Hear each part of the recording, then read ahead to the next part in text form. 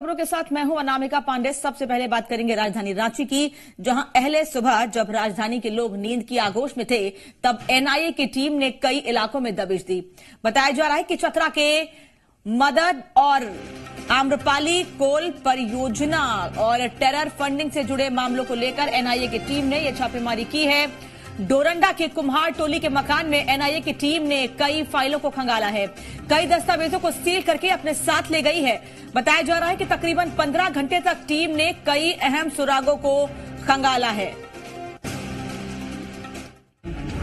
रांची में रेड, कई इलाके में एनआईए का छापा, डोरंडा और अरगोड़ा में जांच, टेरर फंडिंग से जुड़ा है मामला, ट्रांसपोर्टर सुधांशु का टीपीसी संगठन से कनेक्शन, अब बचना मुश्किल।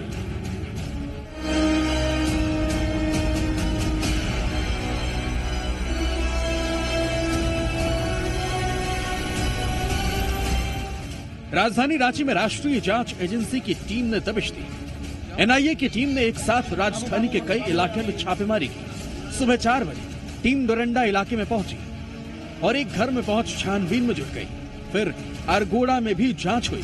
बताया जा रहा है कि चतरा के कोल परियोजना से जुड़े मामले की तफ्तीश के लिए ये कार्रवाई की गई है। टीपीसी उग्रवादियों को टेरर फंडिंग के मामले में एनआईए ने रांची से कोयला ट्रांसपोर्टर सुधांशु रंजन उर्फ छोटू सिंह को 12 नवंबर 2018 को गिरफ्तार किया था। सुधांशु जेल में बंद है। एनआईए को जानकारी मिली थी कि सुधांशु की टीपीसी उग्रवादियों से साठगांठ है। उग्रवादियों को लेवी पहुंचाने में उसकी अहम भूमिका है। वो टीपीसी नेता आक्रमण उर्फ नेताजी के लिए ऊंची दर पर कोयले की ढुलाई करता है। ट्रांसपोर्टिंग से जो अधिक राशि वसूली जाती है उसे सुधांशु टीपीसी नेता आक्रमण तक पहुंचाता था। साथ ही एनआईए टेरर फंडिंग से जुड़े तार के कनेक्शन को भी खंगाल रही है। कामरान जी मीडिया, रांची। पाकुड़ के हिरणपुर थाना क्षेत्र में पुलिस ने भारी मात्रा में विस्फोटक सामान जब्त किया है। पुलिस को फतेहपुर में पत्थर खदानों में विस्फोटक के होने की सूचना मिली थी, जिसके बाद एसपी ने एसडीपीओ की अगुवाई में टीम गठन कर छापा मारा था, जिसमें 225 kilo ammonium nitrate, 300 piece detonator और 300 पीस जिलेटिन बरामद हुई थी। पुलिस ने एक आरोपी को हिरासत में लिया है। मुख्य आरोपी की गिरफ्तारी के लिए छापेमारी की जा रही है। तो पाकुड़ से ये तबाही का सामान बरामद किया गया है। विस्फोटकों का जखीरा मिला है। फतेहपुर के पत्थर खदानों से ये तबाही का सामान बरामद किया गया है। तस्वीरें इस वक्त आप देख रहे हैं जी बिहार झारखंड पर। सबसे पहले ये तस्वीर आप देख रहे हैं। 225 किलो अमोनियम नाइट्रेट और 300 पीस डेटोनेटर बरामद किए गए हैं। इसके अलावा 300 पीस जिलेटिन भी बरामद किए गए हैं। पाकुड़ से यह बरामदगी हुई है। इस मामले में एक गिरफ्तार हुआ है और एक फरार है। और फतेहपुर में सूचना थी कि वहाँ पे एक्सप्लोसिव्स को छुपा के रखा गया है ज़मीन के नीचे। तो टीम वहाँ पहुँची डीएसपी के नेतृत्व में और सूचना सही निकली और उसमें हम लोगों को 50 किलो का 4 बैग और एक आधा बैग लगभग 25 किलो का मतलब 225 किलो अमोनियम नाइट्रेट बरामद किया गया है। 300 पीस इलेक्ट्रिक डेटोनेटर और 300 पीस जिलेटिन नियोजेल की रिकवरी हुई है।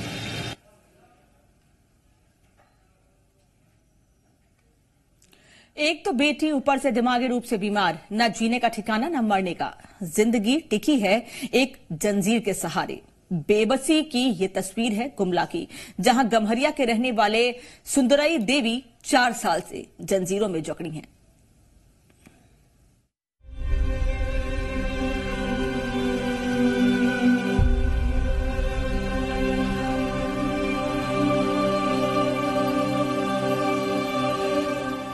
ऐसा भी क्या गुनाह किया कि जंजीरों में जकड़ी गई। पैरों में बेड़ियां पड़ी हैं, ये कब कटेंगी पता नहीं।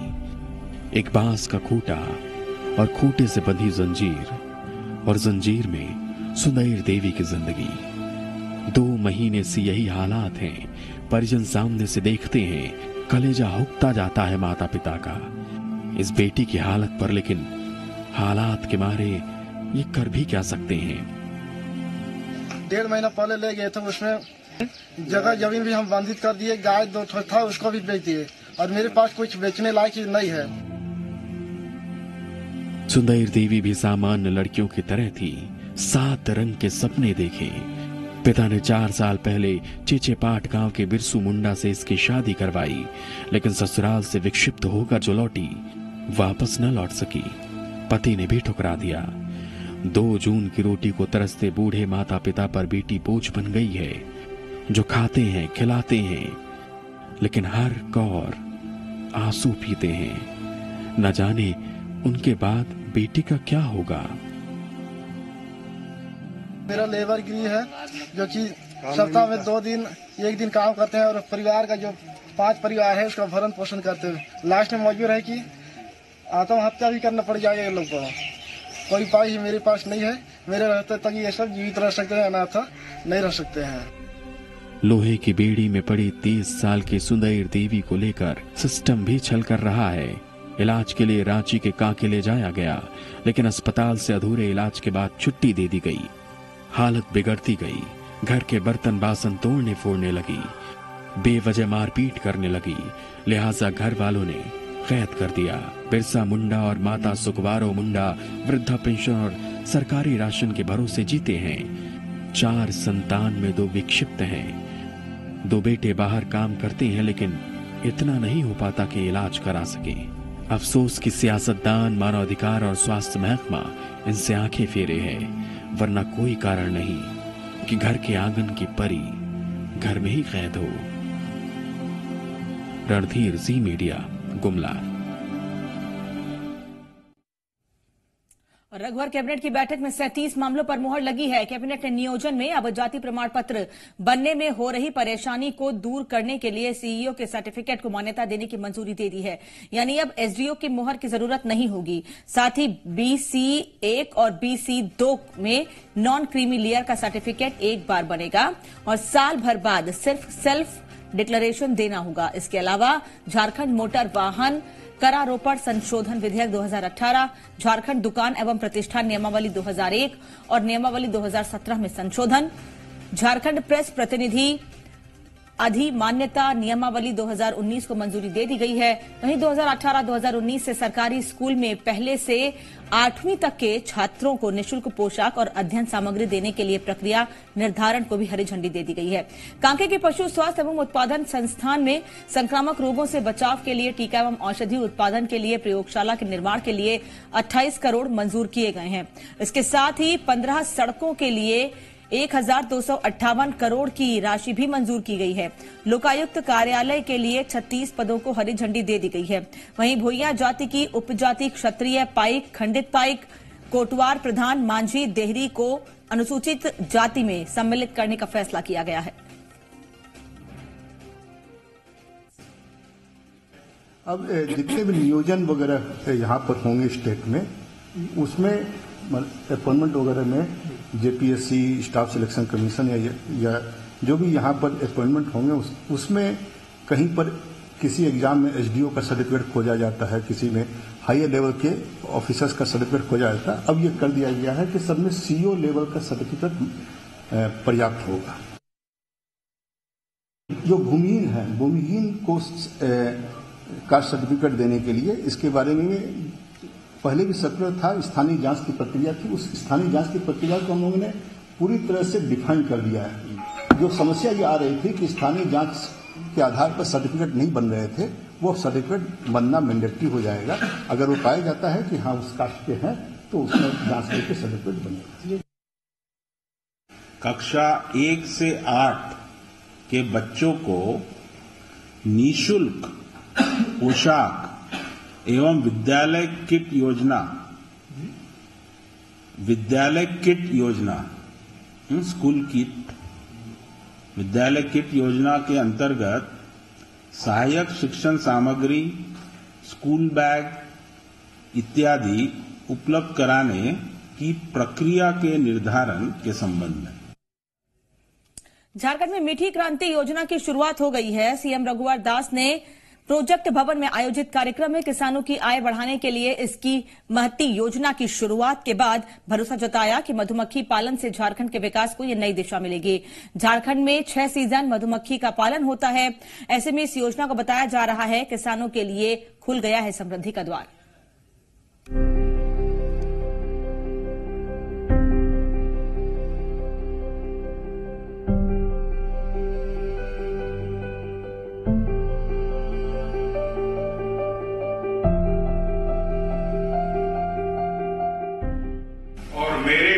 का भी ध्येय राष्ट्र से गरीबी को समाप्त। काम में शहद, दाम में शहद। जी हां, किसानों के हाथ लगी शहद। मीठी मीठी शहद अब किसानों के जीवन में शहद घोलने को तैयार है। सीएम रघुवर दास ने मीठी क्रांति योजना की शुरुआत की। प्रोजेक्ट भवन में कार्यक्रम की शुरुआत के समय बड़ी संख्या में किसानों ने भाग लिया। आय के साथ पर्यावरण के दृष्टिकोण से भी ये शहद कामयाबी का झंडा गाड़ेगा। इस योजना से 1207 किसानों को जोड़ा गया है। एक वर्ष में 6 सीजन में आप मधुमक्खी पालन करके सालाना 1.5 लाख रुपया कमा सकते हैं। 20,000 आपने अपनी पूंजी लगाया, आमदनी होगा साल भर में 1.5 लाख, यानी 1,30,000। मधु उत्पादन के लिए सरकार की बड़ी मदद। 80% किसानों को सरकारी अनुदान। 1 लाख रुपए तक की लागत का प्रावधान। किसानों को केवल 20,000 लगाना होगा। सरकारी मदद मधु उत्पादन तक ही नहीं बल्कि उसकी प्रोसेसिंग, मार्केटिंग तक का प्रबंधन सरकार कर रही है। 15 दिन और देख लीजिए, अगर 15 दिन के अंदर पतंजलि के साथ अगर प्रोसेसिंग प्लांट नहीं बनता तो ये बोर्ड, जो कृषि बोर्ड है, ये प्रोसेसिंग प्लांट बनाएंगे ताकि हमारे किसान के द्वारा उत्पादन मधु का प्रोसेसिंग या हो सके और प्रोसेसिंग करके हम पतंजलि भेजने का काम करें। सीएम ने कहा कि मीठी क्रांति के साथ साथ श्वेत क्रांति को भी सफल बनाना होगा। मधुमक्खी पालन की दिशा में सरकार काम कर रही है। जैसा कि आपको पता है कि एग्रीकल्चर एंड फूड समिट 2018 के दौरान बाबा रामदेव ने शहद की खरीद और प्रोसेसिंग की जिम्मेदारी पतंजलि को देने की बात कही थी। कृषि बोर्ड शहद प्रोसेसिंग प्लांट खोलेगा। पतंजलि को भेजी जाएगी शहद। कोई बिचौलिया को पकड़ने की जरूरत नहीं। आपके पैसे में अकाउंट रहेंगे, जहां से बीज खरीदना है, जहां से खाद खरीदना, आप खरीद सकते। बिचौलिया खत्म, कार्यालय का चक्कर लगाना खत्म। और इस तरह आने वाले समय में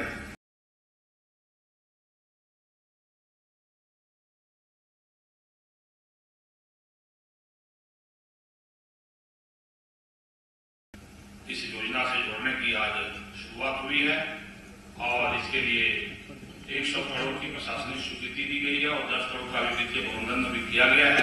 प्रत्येक किसान को एक यूनिट दी जाएगी जिसमें 20 मधुमक्खी की कॉलोनी, 20 हनी बॉक्स और एक एक्सट्रैक्टर मशीन, जिसे एक शहद निकालने की मशीन कहते हैं, वो दी जाएगी। सीएम ने इस मौके पर किसानों के आय के साथ साथ घर परिवार के स्वास्थ्य के भी गुर दिए। उन्होंने कहा कि किसान सप्लाई के साथ साथ 3-4% मधु घर में रखें, अपने बच्चों को रोटी के साथ खिलाएं, गांव घर से कुपोषण दूर करें। कमाने में अच्छा रहेगा, पूंजी लगेगा, कम लगेगा। सरकार अगर हमको देगा तो हम तो उससे धन्यवाद जरूर कहेंगे हम। यानी शहद का हर एक बूंद घोलेगा झारखंड के किसानों की जिंदगी में रस, भरेगा गांव नगर में खुशहाली का शहद और शहद से खुलेगा समृद्धि का द्वार। कुमार चंदन, जी मीडिया, रांची। तो गोड्डा पर महागठबंधन की तरफ से कौन उम्मीदवार होगा वो अभी साफ नहीं हुआ है। इस बीच जेवीएम के प्रदीप यादव मुस्लिम और यादव वोट बैंक के जरिए सियासी जमीन को मजबूत करने में जुट गए हैं, क्योंकि लक्ष्य सीधा है, किसी भी कीमत पर गोड्डा से बीजेपी का सफाया। लोकसभा चुनाव की उल्टी गिनती शुरू हो गई है। गोड्डा लोकसभा सीट पर संग्राम अपने पूरे चरम पर है। हालांकि विपक्ष की तरफ से बीजेपी के खिलाफ कौन उम्मीदवार होगा वो चेहरा अभी साफ नहीं हुआ है, लेकिन जेवीएम के प्रदीप यादव लगातार अपनी सियासी जमीन को मजबूत करने में जुटे हुए हैं। निशाने पर सिटिंग एमपी निशिकांत दुबे हैं। देवघर के अंजुम इस्लामिया में मुसलमानों के साथ प्रदीप यादव ने बैठक की और उनका सपोर्ट मांगा।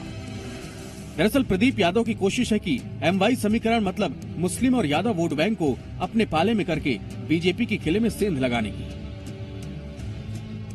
हालांकि प्रदीप यादव ये दलील जरूर दे रहे हैं कि सिर्फ MY समीकरण नहीं बल्कि हर समीकरण उनके साथ है, क्योंकि लक्ष्य साफ है। बीजेपी को इस बार गोड्डा के गदर में मात देनी है।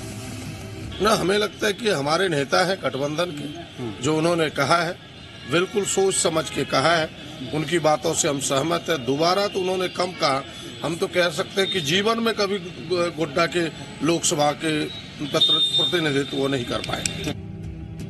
प्रदीप को भरोसा है कि हर समीकरण को साध वो गोड्डा से बीजेपी का बोरिया बिस्तर बांध देंगे और इस भरोसे को हेमंत का बयान भी मजबूत आधार दे रहा है। संघर्ष यात्रा के दौरान हेमंत सोरेन ने कहा कि इस बार गोड्डा में गठबंधन उम्मीदवार की जीत होगी। नहीं, कोई चुनौती नहीं है। बस मौजूदा सांसद को हमने पहले ही कहा कि अपने पुराने प्रोफेशन में आ जाए, वो आगे के लिए पार्लियामेंट का रास्ता बंद। उम्मीद है और संभावनाओं का समीकरण भी है, लेकिन गोड्डा में महागठबंधन की तरफ से जेवीएम ताल ठोकेगा या फिर कांग्रेस अपना उम्मीदवार देगी, यह भी साफ नहीं हुआ है। इन सब के बीच दावे और मजबूत इरादे की तस्वीर भी सामने है। दीपनारायण दुबे, जी मीडिया, देवघर। और चारा घोटाला मामले में सजायाफ्ता लालू यादव ने हाईकोर्ट से जमानत अर्जी खारिज होने के बाद अब सुप्रीम कोर्ट का दरवाजा खटखटाया है। अधिवक्ता प्रभात कुमार के मुताबिक सोमवार को सुप्रीम कोर्ट में स्पेशल लीव पिटीशन दाखिल की गई है, जिसमें बढ़ती उम्र, कई बीमारी और आगामी लोकसभा चुनाव का हवाला दिया गया है। अधिवक्ता प्रभात कुमार ने बताया कि लालू यादव को सरकारी गवाह की गवाही के आधार पर सजा हुई है और इसी को एक आधार बनाया गया है। आपको बता दें कि लालू यादव चारा घोटाले में दुमका, देवघर और चाईबासा कोषागार से अवैध निकासी के मामले में सजायाफ्ता हैं और जेल में बंद हैं। हालांकि उनका इलाज रांची के रिम्स में चल रहा है।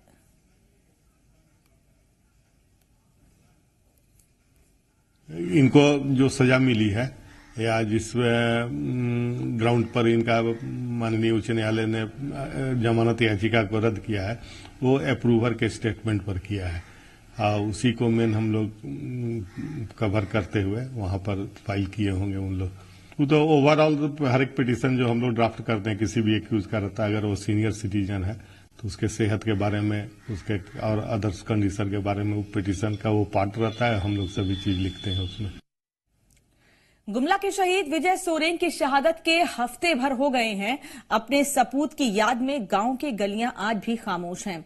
एक खामोश चित्कार झारखंड जर्रा जर्रा अपने शहीद को पुकार रहा है, गम के साथ गर्व और विजय का यशगान कर रहा है।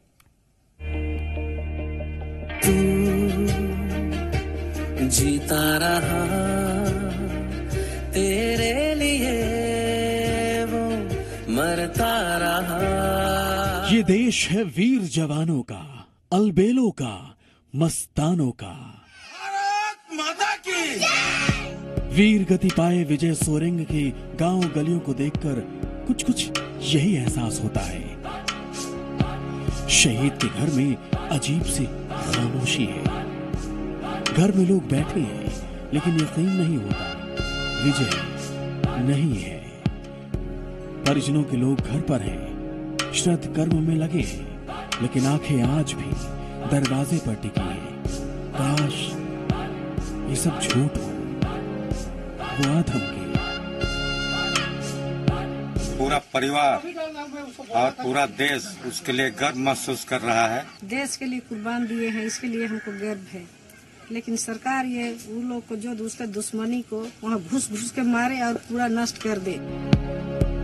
गांव चुप है, लोग चुप है, लेकिन मन में बदले की ज्वाला है। पाकिस्तान के खिलाफ बवंडर है जो भूखे रहकर भी अपने विजय की शहादत का बदला लेना चाहता है। पुरजोर कार्रवाई करनी चाहिए। प्रधानमंत्री जी से यही अनुरोध है। भारत को ही तो बोले कि मैंने ऐसा उसको जवाब दे कि वो भारत की तरफ आंख उठा के भी नहीं देखे। ये भी मेरा स्टडीज भी है, स्टडीज करना है और मुझे अच्छा नहीं लग रहा है, लेकिन हमको गर्व है मेरे पापा को। विजय की दो पत्नियां हैं, दो जाने ये भले हों, लेकिन दुख दोनों के बराबर है, आंसू दोनों के बराबर है, विजय दोनों के लिए बराबर है। शहीद हुए उसका गर्व तो है हमको, दुख भी है, लेकिन पाकिस्तान का बदला हम लेंगे। कोई भी जवान शहीद होते थे हमको बहुत दुख होते थे। तो जैसे मेरे ही पति शहीद हो चुके हैं, हमको बहुत दुख भी है और गर्व भी है। बहरहाल फरसमा गांव में शहादत का एहसास हवाओं में महसूस किया जा सकता है। घरों की दरो दीवार अपने सपूत को देखना चाहती है। लेकिन वो आज हवाओं में इस कदर बस गया है कि बच्चा बच्चा शहादत का शुक्रगुजार हो गया है, कर्जदार हो गया है वतन के उस पहरेदार का जिन पर 14 फरवरी को धोखे से वार किया गया। शहीद को श्रद्धांजलि देने का अनुशासन देखिए, बड़ों से कम नहीं। ये हमारा कल है, मेरा भारत महान। राज्य के अन्य जगहों पर भी विजय को श्रद्धांजलि देने का दौर जारी है। बरनवाल वैश्य समाज की महिलाओं ने रांची के अरगोड़ा चौक के पास मोमबत्ती जुलूस निकाला, शहीद हुए जवानों को श्रद्धांजलि दी। महिलाओं ने आतंकवादियों के कायराना हमले की कड़ी निंदा की। इस बात की छूट मिलनी चाहिए कि बॉर्डर पे या जहाँ घाटी पे जहाँ भी इस तरह की घटनाएं हो रही हैं, वो लोग खुद से एक ग्रुप बना सके और उसको ट्रेन कर सके कि भीतर जाकर वो लोग किस तरह से उन लोगों के अगेंस्ट मन से और दिल से श्रद्धांजलि दे रहे हैं और चाह रहे हैं मोदी जी हमारे जवानों को इंसाफ दें। जामताड़ा के सुद्राक्षीपुर गांव में शहीदों की आत्मा की शांति के लिए भारत माता की पूजा की गई। पूजा में झारखंड सरकार के कल्याण मंत्री लुइस मरांडी भी शामिल हुए। हमारे प्रधानमंत्री जी भी बहुत शांत दिख रहे हैं और उसका जवाब तो वो देंगे, उसका तैयारी भी वो कर रहे हैं। शहीदों के सम्मान में रांची के तमाड़ स्थित देवड़ी मंदिर में पंडितों ने अनोखा विरोध प्रदर्शन किया। पूजा पाठ के बाद मंदिर में पूरे दिन मंत्रोच्चार बंद कर दिए गए। इस दौरान पाकिस्तान के प्रधानमंत्री का पुतला दहन किया गया और मंत्र पढ़ने वाले पंडितों ने पाकिस्तान के खिलाफ नारे लगाए। हम लोग बंद रखे हैं। हमारे भारत के जो जवान जो हैं शहीद हो गए पुलवामा हत्याकांड में, कसम खा के कहता हूं कि 24 घंटा में प्रधानमंत्री ले और ये भारत के जो है हर घर से एक एक जवान जाएंगे और पूरा पाकिस्तान को जड़ से मिटा देंगे। अपनी धरती के लाल के खोने का गम क्या होता है, राज्य भर में दिख रहा है। ब्यूरो रिपोर्ट, जी मीडिया।